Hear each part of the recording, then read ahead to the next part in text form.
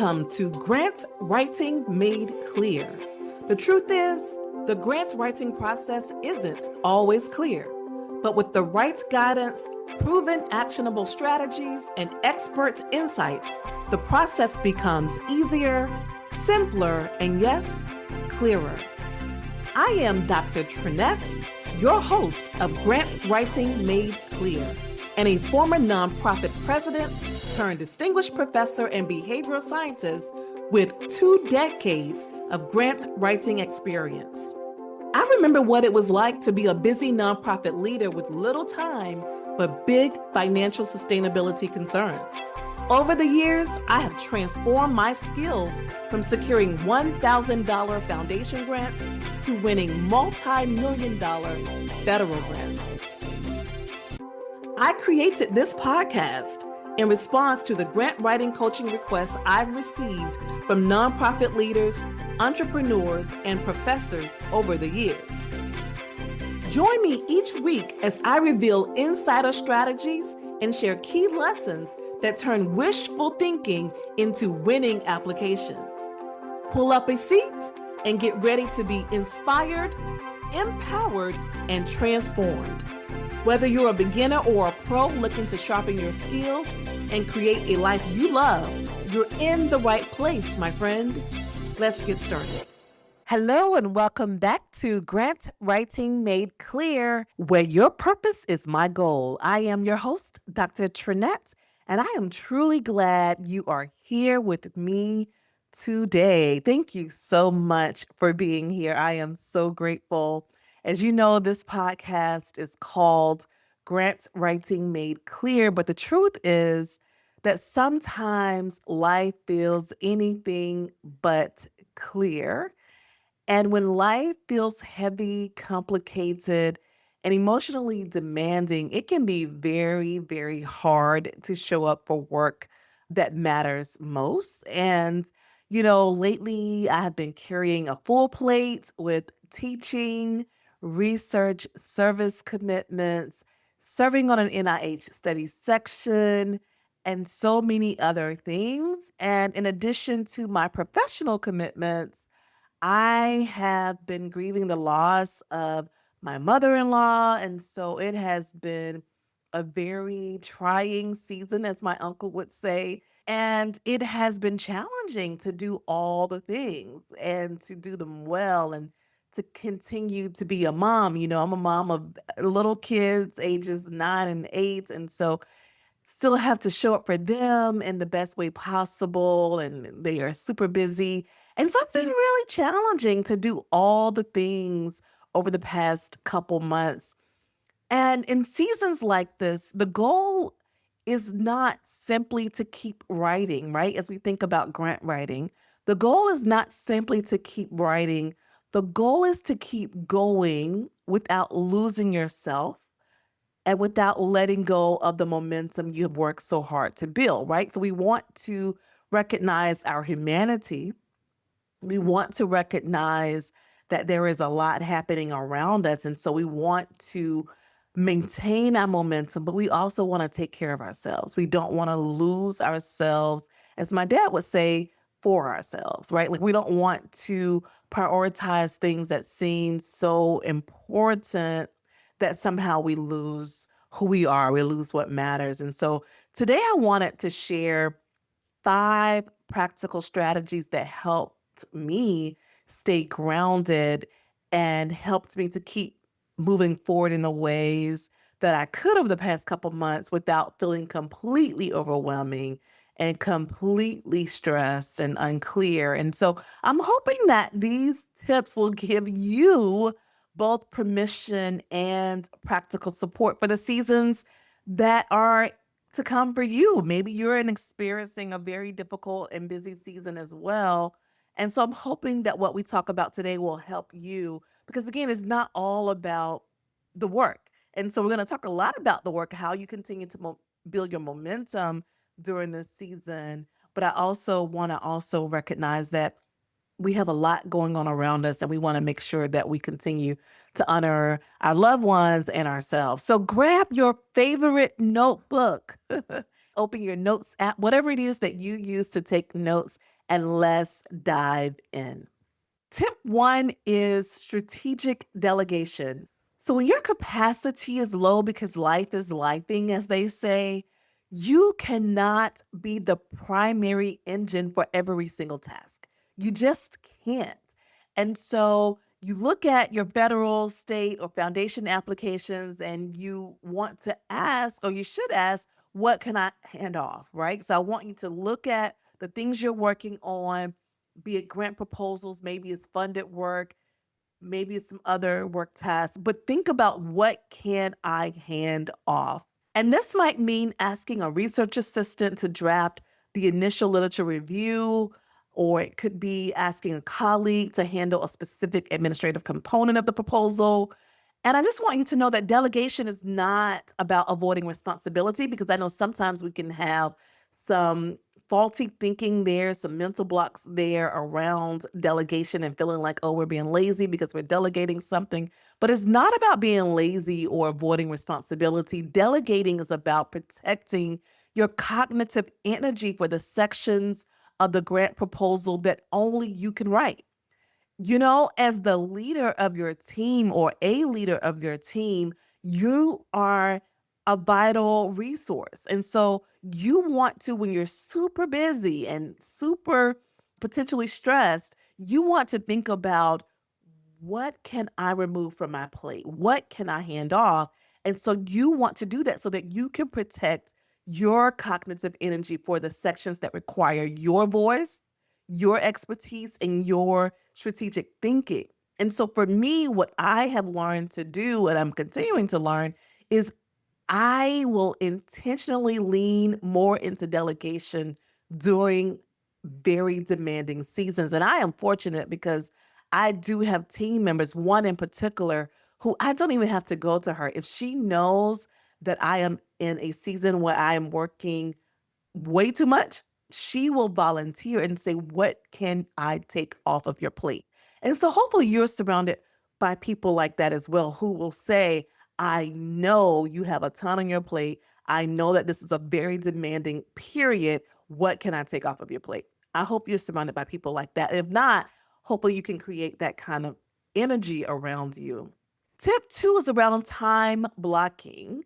So James Clear talks about making habits obvious and easy. So when life is feeling overwhelming, a broad goal like I want to work on my grants is often too vague and it can oftentimes feel too heavy. So instead, what I try to do, and I've tried to do that during the season, is to use time blocking and set specific goals for my time. And so I carve out non-negotiable windows. Even if it's only 30 minutes, you want to carve out non-negotiable windows where the only thing in front of you is your grant application. So if you put it in your calendar, I want you to treat that calendar commitment like a real commitment. So for me, there are times when I am, again, super busy balancing so many different balls, so many different tasks on my to-do list. There are times when I try to build into my calendar my grant writing task, and then I try to protect that. And so I want you to do the same. Engage in time blocking. Put your grant writing tasks that only you can do, because we're going to try to delegate everything else to others. Try to put those tasks into your calendar and then protect them. And so for me, time blocking helps me stop waiting for the perfect moment and start working with the time I actually have. So you might not have 2 weeks where you can write, but you might have 30 minutes today. And it allows you to do something within that 30 minutes that will help move you towards your goal. So when I pair time blocking and specific goals for that time, I make progress. So I don't simply say I'm going to write 30 minutes, but I go in saying, okay, I'm going to write my one research aim during this 30 minutes, or I'm going to go in and I'm going to write one paragraph about the measures during this specific time. And so you want to have not only the time blocked in your calendar, but you want to have specific goals that are reasonable and realistic for that time. Tip three is using a task app.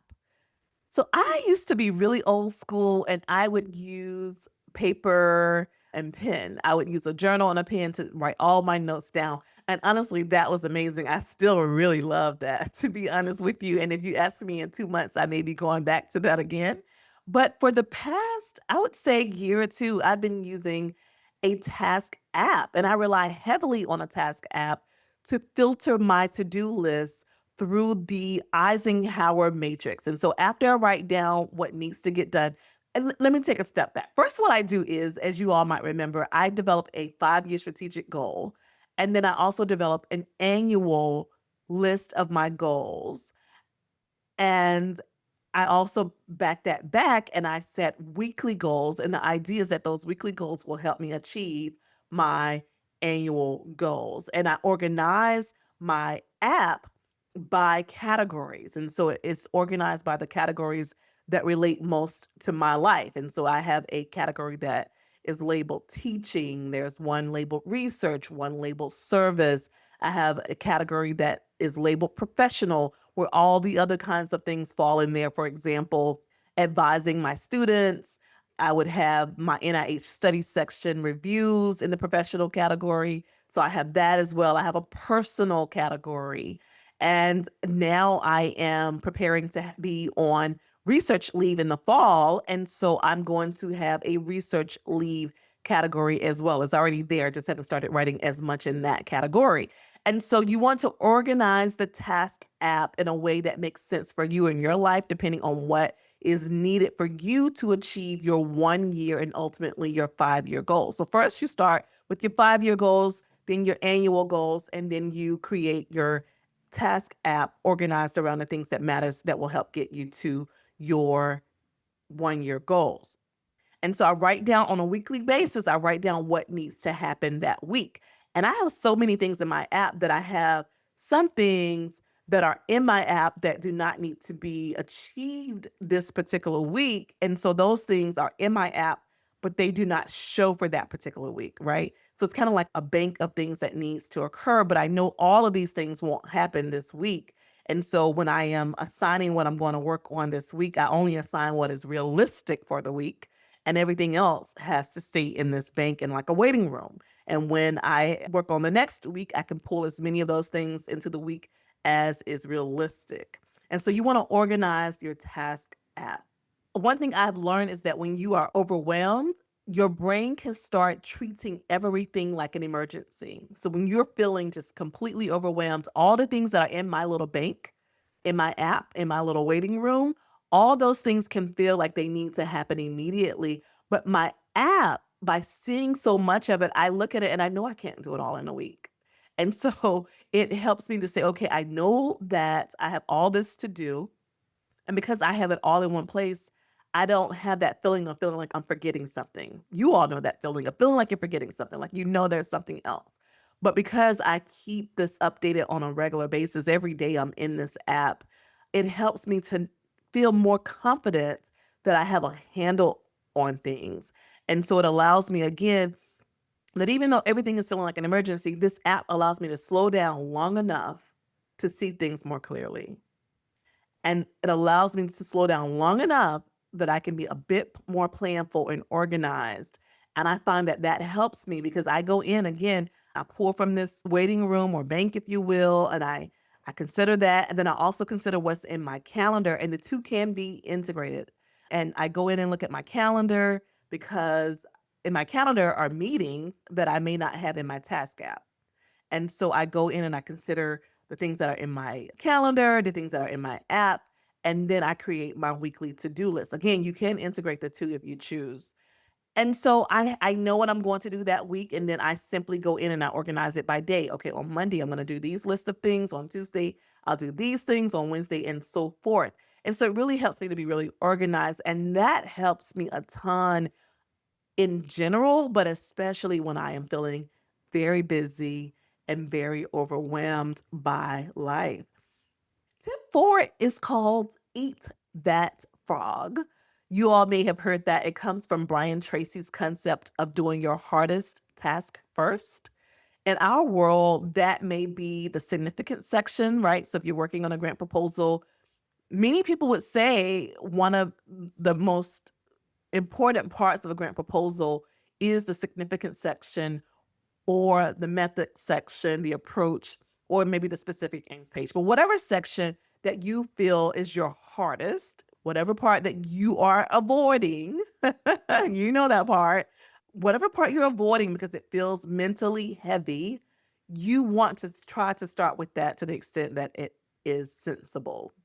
And so some people find that when they do not tackle the hard task early, it will follow them all day because you know you still have that to do. So just go ahead and do it and get it out of the way, right? Because otherwise it's going to drain your energy before you can even begin because it's constantly lingering over your shoulder. So eat that frog. Start with the hardest part first. When you handle it first, the rest of the day should feel lighter. It should feel more manageable.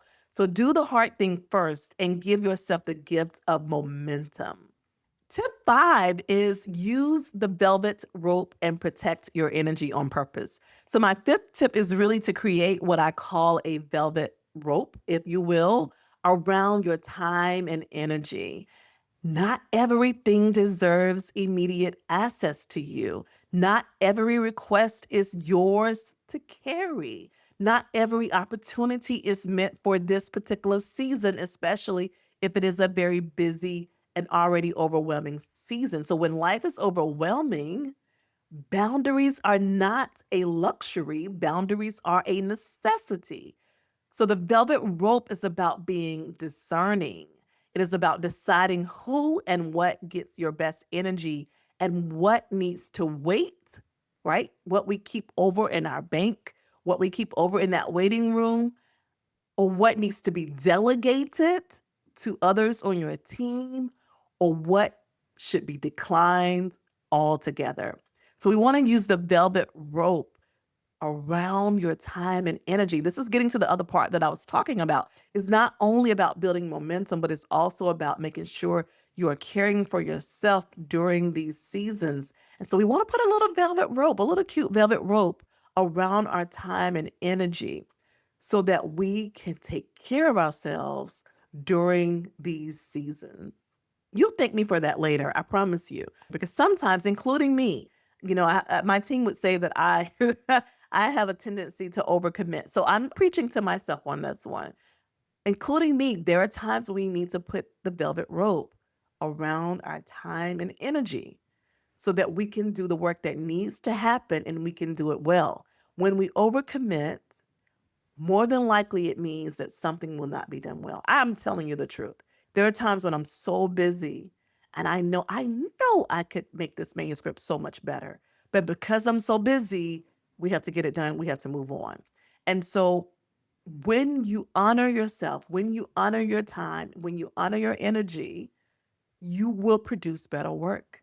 You will improve your relationships because you are building and pouring from a more full cup. And so I want to give you a bonus tip. I engage in energy bundling.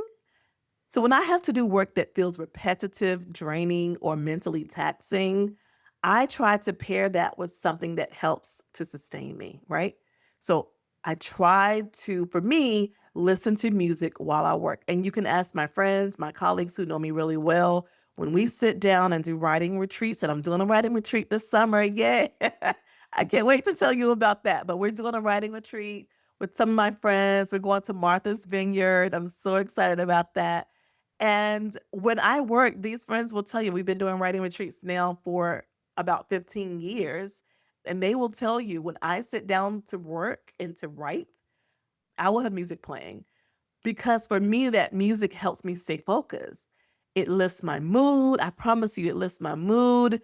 And it just gives me the energy to get through the task that might otherwise feel heavy. So I might be writing something that is going to require deep thought, complicated thinking. And that's not always the easiest, and that can really pull your energy. But if I have some fun music in the background, I promise you, I feel like I am at a party, at my birthday party, or I feel like I'm at the skating rink and I'm just dancing or whatever. And so for me, I like to energy bundle. I like to do something fun while I am doing something that is also pretty heavy. So think about how you can do that. I mean, not everybody can work with music. I do it every single day. I work with sound in the background. It could be a podcast. I always have something going because I enjoy that. Again, it makes me feel like I'm not really working as hard as I am. And so that works for me. But you think about what works for you, okay? So, friends, I do not know everything that is on your plate right now, but I do know that many people are carrying far more than we realize. So many of us are balancing professional demands, so many professional demands, in addition to our personal responsibilities. Some of us are caregiving. Some of us are both parenting our children and caring for our parents. Some of us are dealing with grief, which you know is the season I've been in. Some of us are dealing with uncertainty and just the quiet pressure to keep performing, keep showing up with a smile as if everything is fine. And for those of you who are carrying any weight, and maybe things are feeling busy, I want to encourage you today to not despise slow progress. Sometimes we engage in social comparison, and that's not helpful. Sometimes we just have the pressures of life, and that's a reality. But I want you to know that slow progress is progress. Progress does not always look like a giant leap. Sometimes progress looks like a crawl. Sometimes it looks like showing up tired. Sometimes it looks like writing one paragraph for that day that is related to your grant proposal. Sometimes it is sending one email for that day related to your grant proposal. And in hard seasons, I want you to know that slow progress still counts. I am for the crawl. I am for the crawl because I believe the crawl means you are still moving. And as long as you are moving, you are making progress. So I hope that you hear me saying, be kind to yourself. Do as much as you can, but take care of yourself. Life is precious. Life is precious. So I hope that you do as much as you can. I want you to achieve your goals, those 5-year goals, annual goals, weekly goals. But I also want you to recognize that if you are in a season that is very busy, maybe overwhelming, don't despise slow progress. Thank you for spending this time with me today. I hope these tips give you a little more room to breathe, a little more clarity, and a little more grace for yourself in this season. Take good care of yourself, and I will see you next time on Grant Writing Made Clear. Take good care, my friend. Thank you for listening to Grant Writing Made Clear. I hope today's episode gave you inspiration, confidence, and clear information that you can turn into action. Remember, you are not alone. There's a whole community here striving for the same impact. If you enjoyed today's episode, please subscribe, leave a quick review to help more people find the show, and share this episode with others in your network. It really does make a difference. For more grant writing tips and resources, follow me on social media. Until next time, keep showing up, keep learning, and remain determined. I'll talk to you next time. Goodbye for now.